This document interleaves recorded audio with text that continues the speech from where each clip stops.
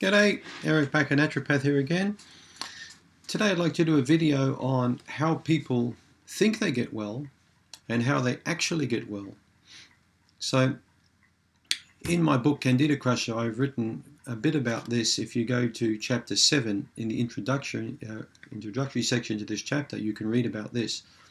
So I call how people think they get well Fantasyland, because a lot of people are used to taking a pill, a drug for a headache or arthritic pain or a digestive problem, and the problem goes away. So they will automatically infer this is probably how you treat diabetes or heart disease or cancer. We'll just get chemotherapy and it will go away. High blood pressure, will take a pill, will be cured instantly. So we live in a society where people expect instant gratification. You know, they buy something sweet, they have a good time, they enjoy it. They have pain, they take a pill, the pain goes away, they enjoy the fact the pain is gone. This is really fantasy land. This is not really how the body works. Okay, so I mean, I've never been to fantasy land, so maybe you've been to fantasy land, but I can't comment on what it's like there. But I think it's just a big figment of a lot of people's imaginations. They want to believe this sort of rubbish, and the drug companies make you believe this too with their advertisements on TV. You know, so when you think about it, there is no such thing.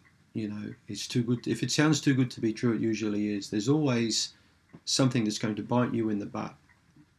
You know, there's always a hook when it comes to an instant result. So a pharmaceutical drug that will take the symptom away will have a hook, and that hook will be a side effect. I'll do another video on the LD50 rating, on the lethal dose 50, on how drugs are actually tested against toxicity, and I think you might be quite horrified to hear that video, but I'll do one of those soon. So Fantasyland is actually how people think they get well.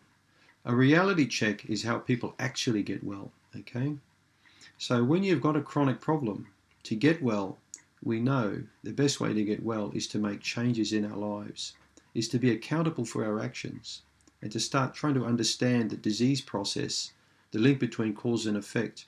This is quite an intelligent approach. And you've probably heard me say in other YouTube clips, common sense isn't very common with a lot of people today. Okay, so I want you to use common sense. If you've got a problem in terms of your health, there was a reason why you've got that problem.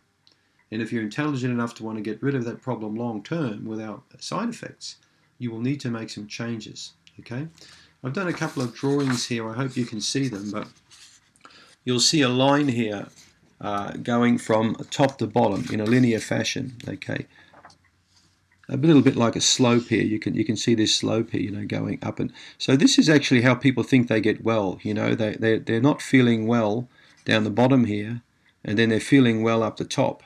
At the bottom they take a drug, and at the top, you know, they're feeling better. Well, I've drawn this other picture here. This is actually what I call reality check. Okay, so you can see all these ups and downs here. You can see this little mountain here, and then this little valley here, you know. Same thing here, there's a little elevation and a little trough, you know, further up here. So what we've got here is the patient initially improved, but then if we look further down, the patient aggravated.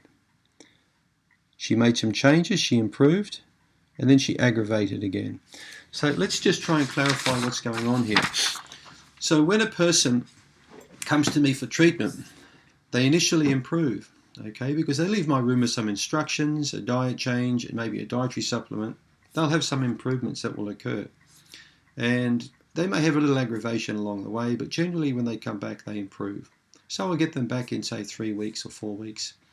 And I'll say, how are you feeling? And they'll say, I'm feeling pretty good. Okay, well, let's just go a bit further now. We're going to tighten things up a bit more and maybe treat you a bit deeper. And then they'll phone me up or email me, or on the follow-up visit they'll say, oh, I feel terrible. Oh, bloody awful. You know, I felt good initially, but now I'm not so good, Eric. What have I done? What is it? You know, and I can't work out what it is. I keep getting these setbacks all the time. And then my response to that is, well, let's just analyze what's happened over the last 3 to 4 weeks. What have you done? At what point were you feeling good and then it all turned pear-shaped? And the patient will go, actually, I went to my sister's wedding. Or it'll be something like, well, I had an assignment due and I had to finish this assignment off. Or it could be a lady with a few children saying, well, the little one was up crying at night and I had all these diaper changes and the baby had a fever. And then my husband, he was away for 2 days on business and I was out at my wit's end. So usually there'll be a stress preceding the aggravation. It can be emotional stress, it can be physical stress, it can be the fact that someone went to their sister's wedding and had a couple of glasses of champagne. It could be the fact that somebody got bored and frustrated and had a half a bar of chocolate. But there'll be some type of cause and effect that needs to be worked out. And if you're intelligent, you'll work that cause out and you'll understand the connection. And this is how you learn, okay? As you keep learning, as you advance and improve, you won't make those mistakes anymore. Or you'll appreciate the cause and effect and be more careful in future. This is going to pay big dividends. Now, did you notice how both the lines went up? The one with the squiggly bar went up as well. So the trend is improvement, but there's ups and downs along the way, okay? This is how the stock market works. I want you to try and understand this. A lot of people will buy shares. I'm not really into stock market, but my brother is, and he says you buy shares. Okay, so you buy shares and then you hold on to them and they improve. And then you might want to cash them in. But then if you keep shares long enough, you'll realize there's a trend. You know, share value will increase and decrease, increase and decrease. But the trend overall is for those shares over a long period of time, just like a house or another big investment, is they will generally increase. Now, many people panic and they will sell those shares when things are getting bad. And then 2 or 3 years down the track, they'll regret it and they'll think, oh, darn, I should have kept hold of those shares because they're worth a lot more money now. But many people make mistakes and they panic on the downturn. Okay? There's opportunity in downturn. And this is opportunity, I'm saying, is this is when you need to learn your lessons, when you need to not sell these shares but hang on to them, when you need to make changes because eventually your health will turn for the better. I hope this video makes some sense to you, and you can read more about this, certainly a lot more in my book, Candida Crusher. Thanks for your time.